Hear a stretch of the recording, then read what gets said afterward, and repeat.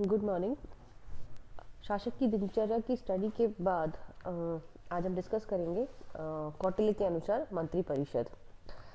आप सब जानते हैं कि जो राजा होता है वो सर्वोच्च पद पर बैठने वाला व्यक्ति होता है और राजा सर्वोच्च शक्तिशाली है, किंतु राजा जो है वो अकेले सारी शक्तियों का उपयोग नहीं कर सकता। ठीक है, तो कौटिल्य ने शासन की शक्ति को एक संस्थागत शक्ति माना है। संस्थागत शक्ति का मतलब ये है कि जो शासन है वो संस्था के माध्यम से चलाया जाएगा और राजा से ये अपेक्षा की गई है कि वे अपने सारे जो कार्य हैं वो मंत्री परिषद की सहायता से पूरा करेगा। कौटिल्य ने मंत्रियों को राज्य रूपी गाड़ी का दूसरा पहिया बताया है। ठीक है, दूसरा पहिया बताते हुए कहा है कि शासकीय कार्य जो है मंत्रियों के डिस्कशन के साथ किए जाएंगे। अब हम बात करते हैं मंत्री परिषद की संरचना की।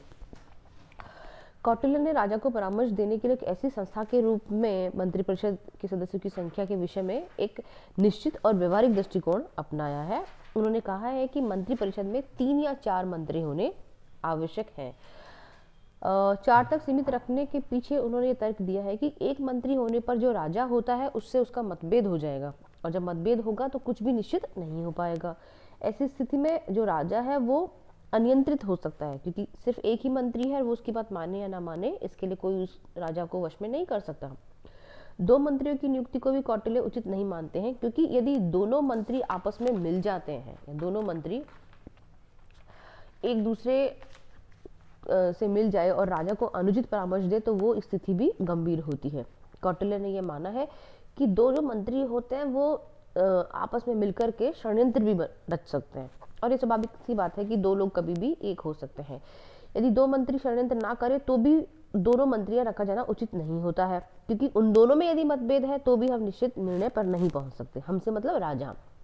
3 या 4 मंत्री नियुक्त होने पर इन कठिनाइयों की आशंका कम होगी, क्योंकि जो मंत्री परिषद है उसमें 4 से अधिक मंत्री रखेंगे तो मतभेद पक्ष विपक्ष तो होगा, लेकिन मंत्रियों की संख्या अधिक होने के कारण गोपनीयता भंग होने का खतरा भी हो सकता है। किंतु फिर भी 4 व्यक्ति जो होते हैं वो अपनी आवश्यकता के अनुसार बात को रख सकते हैं और व्यवहारिक दृष्टिकोण को अपनाते हुए अफसर के कार्य आवश्यकता के अनुसार मंत्रियों की संख्या कम या ज़्यादा करके मंत्रिपरिषद की संरचना की जा सकती है। किंतु ये सुनिश्चित है कि मंत्रिपरिषद में या मंत्रिमंडल में 3 या 4 मंत्री होने आवश्यक हैं। मंत्रियों की कौटिल्य ने 3 श्रेणियां बताई हैं: उत्तम, मध्यम और शूद्र। मंत्रियों के लिए अपेक्षित सारी योग्यताओं से जो मंत्री युक्त है उसको कौटिल्य ने उत्तम मंत्री कहा है। 3/4 गुणों से युक्त व्यक्ति को उसने मध्यम मंत्री कहा है और आधे गुणों से युक्त व्यक्ति को उन्होंने शूद्र मंत्री की श्रेणी में रखा है। कौटिल्य ये मानते हैं कि मंत्रियों की सभा में मंत्रियों की निश्चित संख्या निर्धारित करने की अपेक्षा शासक को यह परामर्श दिया है कि वह कार्यकुशलता और गोपनीयता की अपेक्षाओं को ध्यान में रखते हुए जितनी संख्या आवश्यक हो उतने मंत्री रख ले।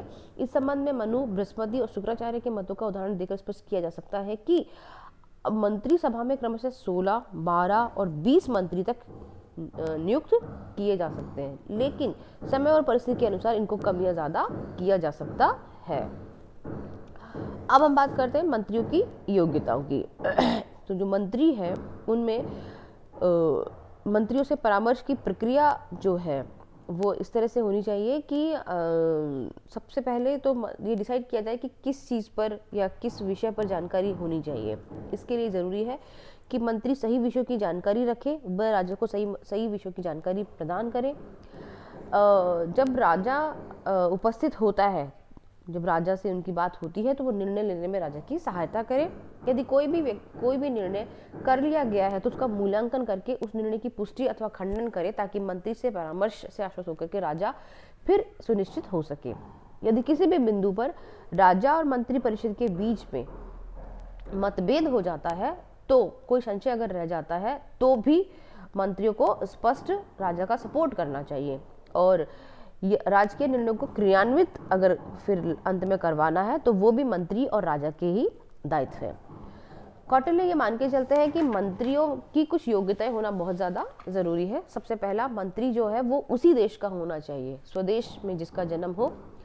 वह विद्वतापूर्ण व गंभीर होना चाहिए, कार्यकुशल होना चाहिए, और जिसकी वक्तव्य देने की क्षमता उसमें होनी चाहिए, उत्साह प्रभावशीलता होनी चाहिए। मंत्री जो है वो अविलंब निर्णय लेने की क्षमता रखता हो, उसका आचरण पवित्र हो, उसमें स्नेह की प्रवृत्ति हो, वो राजभक्ति में विश्वास रखता हो, शारीरिक व मानसिक रूप से संपन्न हो, लोकप्रिय हो, जड़ता व चपलता का उसमें अभाव हो। जड़ता और चपलता का मतलब है ना तो वो बिल्कुल स्थिर हो कि आगे बढ़ने की कोशिश ना करे, और ना ही वो इतना चंचल हो कि बार बार अपनी बात से बदल जाए। अकारण लोगों से बैर मोल लेने की प्रवृत्ति का उसमें अभाव होना चाहिए। इन सभी योग्यताओं से उपयुक्त व्यक्ति यदि कोई है तो वो उत्तम मंत्री है। यदि इनमें से 3/4 गुण है तो वो मध्यम श्रेणी का मंत्री है, और यदि इससे भी आधे गुण यदि उसमें है तो वो शूद्र मंत्री है, जो सबसे निम्नतम स्तर का है।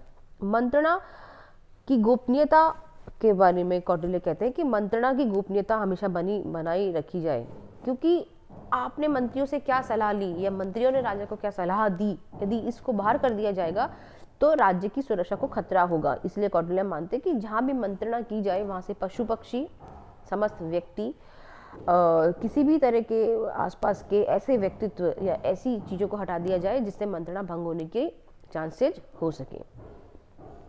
कई बार ऐसा भी होता है कि मंत्री जो होते हैं वो अपनी मंत्रणा को बाहर किसी को बता सकते हैं, अतः राजा को भी मंत्रियों पर निगाह रखनी चाहिए ताकि मंत्रणा की गोपनीयता भंग ना हो सके। और यदि कोई मंत्रणा की गोपनीयता को भंग करता है तो उसके लिए देश से निकाला या फिर मृत्युदंड जैसी सजा की व्यवस्था की जाए। मंत्रियों पर नियंत्रण के लिए कौटिल्य हितैषी थे। उन्होंने माना कि यदि राज्य के विरुद्ध कोई मंत्री षड्यंत्र कर देता है तो राज्य का अंत हो जाता है, राज्य विलुप्त हो जाता है। इसीलिए मंत्रियों पर 4 तरह के नियंत्रण वो बताते हैं: धर्मोपदा, कामोपदा, अर्थोपदा और भयोपदा। धर्म के द्वारा अमात्य के हृदय की पवित्रता का परीक्षण वो राजा कर सकता है, मतलब धर्म का डर दिखा करके मंत्री वाकई में सही है या गलत है इसकी परीक्षा ली जा सकती है। किसी भी स्त्री को उस मंत्री के सामने खड़ा कर दीजिए, यदि वह स्त्री के वश में आ जाता है तो भी मंत्री भ्रष्ट है। गुप्त उपायों के द्वारा भी पैसे का लोभ दिखा करके मंत्री की परीक्षा ली जा सकती है। यदि वो धन के लालच में आकर के अपनी बात आप तक पहुंचा देता है या मंत्रणा को भंग कर देता है तो वो मंत्री पतन के लायक है या उसको मंत्री पद से विमुक्त किया जा सकता है। और भय दिखा करके शासन के विरुद्ध आचरण करने पर यह दिखा करके कि राजा क्या कर सकता है उसके द्वारा भी मंत्रियों पर वशीकरण किया जा सकता है। कौटिल्य ये मान के चलते हैं कि सिर्फ मंत्रियों पर नियंत्रण करने से शासन नहीं चलता है, शासक पर भी नियंत्रण होना चाहिए। शासक का मतलब राजा। शासक को उन्होंने धर्म के अधीन माना है और ये कहा है कि धर्म, सत्य, अहिंसा, दया, अक्रूरता आदि सार्वभौमिक नैतिक नियमों का संग्रह है। उसके अनुसार राजा के कर्तव्य हैं और राजा को उन कर्तव्यों को मर्यादित होकर के राज्य सत्ता के हित में अपने कार्य करने चाहिए। यदि राजा धर्म, विधि, चरित्र के अनुसार शासन का संचालन करेगा तो ही वह एक अच्छा राजा कहलाता है। राजा से ये अपेक्षा की जाती है कि राजा जो है उसकी शिक्षा उसके लिए बहुत बड़ा नियंत्रण का कार्य करती है। नैतिक गुण राजा में आचरण में आते हैं, उसके स्वभाव में आते हैं। राज के कार्य को संपन्न कराते समय वह हमेशा अनुशासित रहेगा, ये उसकी नैतिक शिक्षा उसको हमेशा से सिखा के रखती है।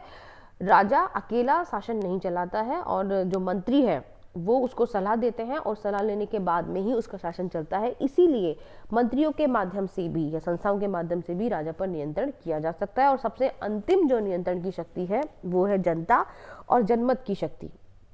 यदि राजा जनता के हित के विरुद्ध कार्य करता है तो कौटिल्य ने माना है कि निरंकुश राजा की अपेक्षा राजा का आश्रय प्राप्त नहीं होना ज्यादा अच्छा है। मतलब अगर राजा निरंकुश है, अत्याचारी है, तो ऐसा राजा होने से अच्छा है कि कोई राजा रहे ही ना।